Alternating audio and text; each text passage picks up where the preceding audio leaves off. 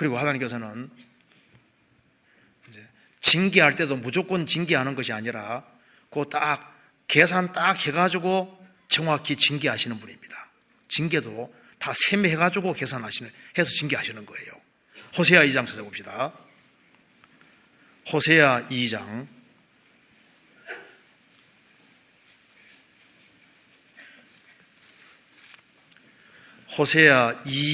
13절.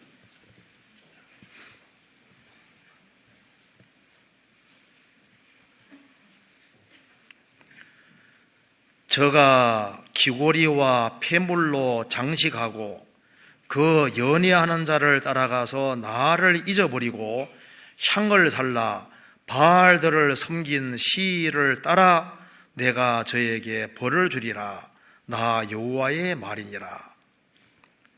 이스라엘 백성들이 하나님을 버리고 우상 숭배한 시를 딱 계산해서 벌을 주리를 되어 있지 않습니까? 그러니까 벌 주는 것도 딱 우상 숭배하고 죄 지은 것을 딱 계산해서 거기에 맞게끔 딱 정확히 징계하시는 거예요. 야곱이 자기 형을 속이고 아버지 속였습니다. 크게 2번 속였으니까 자기의 생애 속에서 정확히 2번 당하잖아요. 신혼 첫날 밤 당했죠. 자기 장인에게 당했습니다. 잠자고 일어나 보니까 언니 레아한 거예요. 분명히 라헬하고 결혼했는데 언니가 들어온 겁니다. 장인어른 어떻게 우리 나를 속였습니까? 야, 우리 동네에서는 동생부터 시집 보내는 법이 없다. 그래서 7년 더 봉사해라. 7일 후에 딸 주겠다고 하고 7년 더 봉사시켰잖아요. 그리고 이제 야곱이 12아들을 낳았습니다. 근데 10명의 아들들이 11번째 요셉을 에집트에 팔아먹고 난 다음에 동생이 죽었다고 속였잖아요. 자기가 복속임 당했습니다. 그래서 범죄에 대해서 정확히 부메랑처럼 돌아오는 거예요. 그리고 하나님이 징계하는 것도 계산을 정확히 해서 징계하시는 것이 맞습니다. 그러니까 하나님은 계산하는 분이 맞다고 말입니다. 근데 참 감사한 것은 주님이 그리스도인들에게 고난 같은 걸 허락하시더라도 그 사람의 분량을 아시기 때문에 너는 고난의 기간은 여기까지다 이렇게 한계를 정해주시는 것이 맞는 거예요. 그리고 고생도 계속하는 것이 아니라 여기까지, 여기 한계가 있는 겁니다. 성경 찾아봅시다. 욥기 14장 보시겠습니다. 욥기 14장 13절.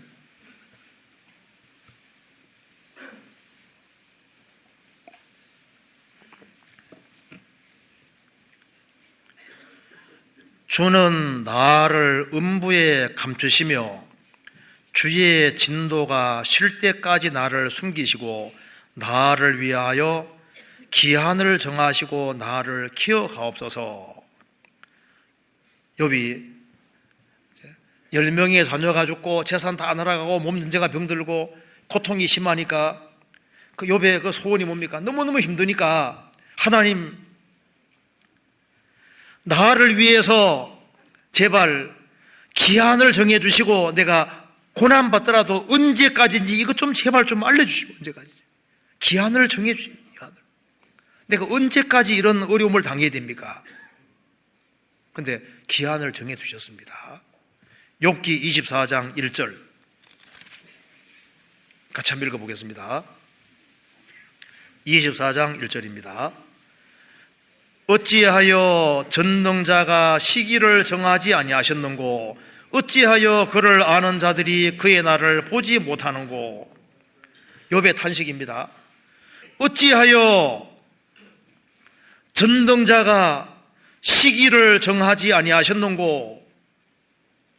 내가 이렇게 고통을 받고 있는데 이것이 언제까지 이렇게 계속되어야 되겠습니까? 어찌하여 전능자가 시기를 정하지 아니하셨는고 어찌하여 그를 아는 자들이 그의 날 진리 가운데 행하는 사람이 잘 돼야 되는데, 욥 당시에 보면 진리 가운데 행하는 욥은 가장 고통받고 진리 가운데 행하지 않는 사람들이 득의야 하고 더 잘 돼가니까 세상 거꾸로인 것처럼 보이는 겁니다. 그래서 그를 아는 자들이 하나님 역사하시는 날을 어째서 보지 못하는고. 그런데 어찌하여 시기를 정하지 아니하셨는고. 정하셨습니다. 욥 조금 시간 지나가니까 주님도 거둬주시잖아요.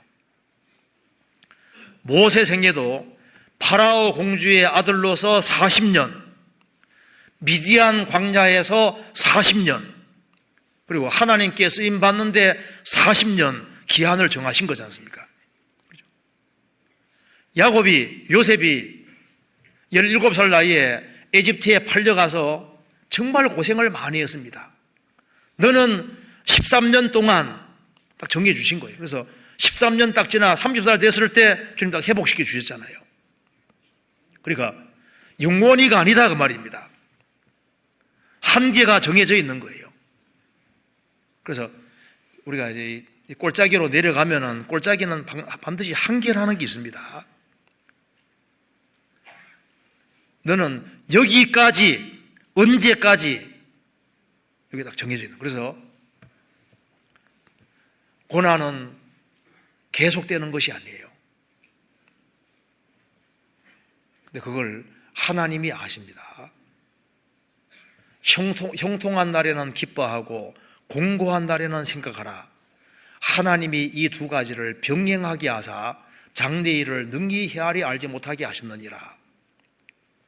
그래서 주님이 고난이라는 기간을 주시면은 이걸 주님이 딱 셈을 하고 계시기 때문에 적절한 때가 되면 결국은 딱 끝나게 만들어 주시니까, 요셉도 감옥에서 나와서 총리가 되고 난 이후에 뭐라 했는 줄 아시죠? 자식 낳고 므낫세, 그 다음에 에브라임, 므낫세는 잊게 하셨다. 내가 13년 동안 고통 많이 받았는데 총리가 되게 하심으로 고통을 잊게 하셨다. 그 다음에 에브라임, 창성, 고난당한 것을 주님이 더 큰 축복으로 이렇게 바꿔주신 거예요. 그렇잖아요. 시편 다시 봅시다. 56편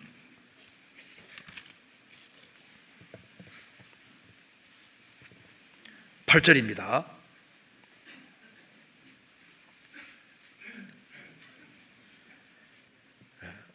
나의 유리함을 주께서 계수하셨으니. 다윗이 도망다니는 거 주님 다 세고 계셨습니다. 도망다니면서 얼마나 힘들었겠어요. 그래서 나의 눈물을 주의 병에 담으소서. 이게 무슨 말입니까? 그러니까 눈물 방울도 세고 있다는 뜻인 거예요. 그러니까 유리하는 고통받는 그 날수도 주님이 다 세고 계셨고, 다윗이 흘리는 눈물도 몇 방울 떨어졌는지 이것을 정확히 다 담고 계셨다 그 말입니다. 그러니까 주님이 가치 있는 눈물은 다 담고 계시는 거예요. 누가복음 7장에 죄 많은 여자가 예수님 앞에서 옥합을 깨뜨리고 눈물을 흘리면서 발을 적셨습니다. 그 회개의 눈물, 그 주님 받으시는 눈물이잖아요. 하나님 은혜에 감사에 설리는 눈물, 이것도 영원히 기억되는 눈물입니다. 억울함 속에서, 고통 속에서 주님 생각하고 참고 견디면서 흘리는 그 모든 눈물들, 이게 다 남는 눈물입니다. 지옥 가는 영혼들이 너무나도 불쌍해서 불쌍한 영혼들을 보고 흘리는 눈물들, 그거 다 가치 있는 눈물입니다. 성도들을 바르게 세우기 위해 흘리는 눈물들을 주님 다 기억하시죠. 우리가 신앙생활 하는 데 있어서 눈물을 안 흘리는 사람이 없을 겁니다. 눈물 골짜기는 다 통과하게 되는데 그걸 주님이 주의 병에 담으셔서 담고 있고 말고지요. 담고 있습니다. 그러면 이제 좀 다르게 생각해 봅시다. 자, 하나님이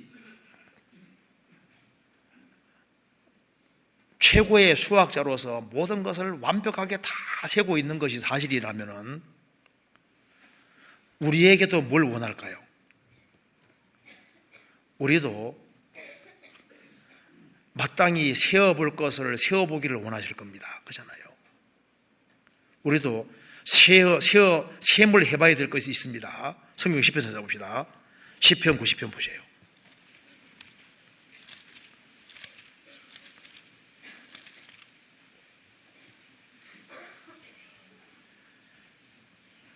(12절) 한번 같이 읽어보겠습니다. 우리에게 우리날 계수함을 가르치사 지혜의 마음을 얻게 하소서. 할애가 지나갔습니다. 우리에게 우리날 계수함을 가르치사 지혜의 마음을 얻게 하소서.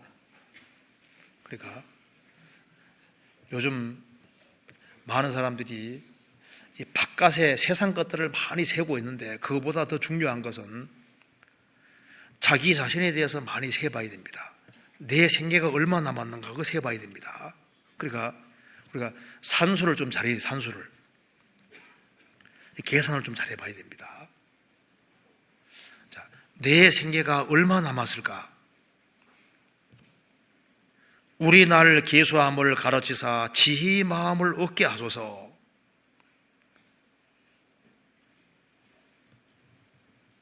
복잡한 수학이 필요한 게 아닙니다. 진짜 내 생계가 얼마나 남았을까? 근데 많은 사람들이 다른 건 계산을 참 잘하거든요. 그런데 자기 인생에 대해서는 그렇게 잘 안 세보는 것 같아요. 내 인생에서 내가 마땅히 정말 세야 될 것 중에 대표적인 것이 내 인생 숫자를, 내 인생이 얼마 남았을까? 그걸 세어봐야 됩니다. 그러면은 지혜가 생기거든요. 또 한 가지 뭘 세어봐야 되냐 하면은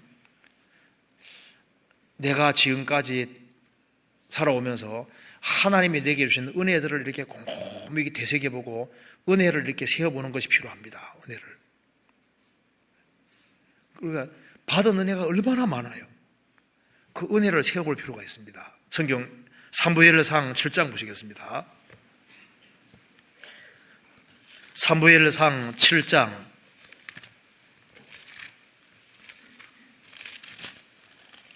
12절.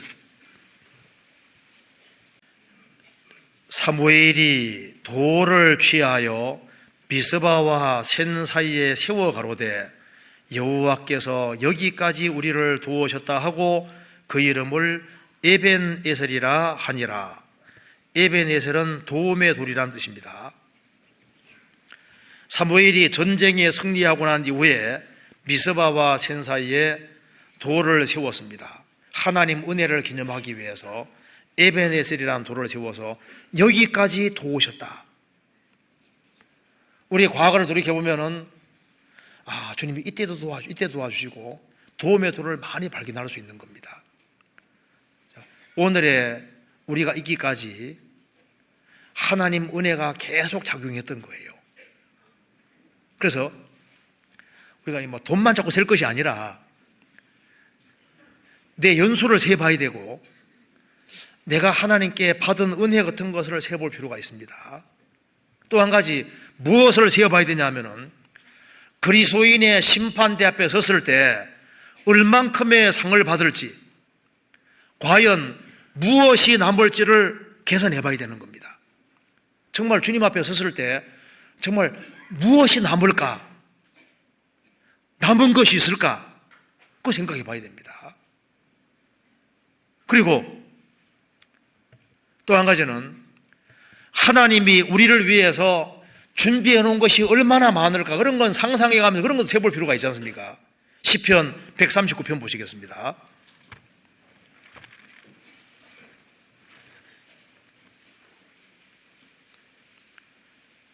(139편)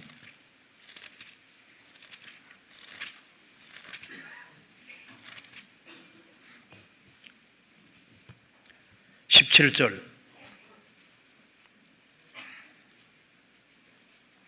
하나님이여 주의 생각이 내게 어찌 그리 보배로우신지요 그 수가 어찌 그리 많은지요 내가 세려고 할지라도 그 수가 모래보다 많도소이다 내가 깰 때에도 오히려 주와 함께 있나이다 하나님이여 주의 생각이 내게 어찌 그리 보배로우신지요 그 수가 어찌 그리 많은지요 내가 세려고 할지라도 그 수가 모래보다 많도소이다.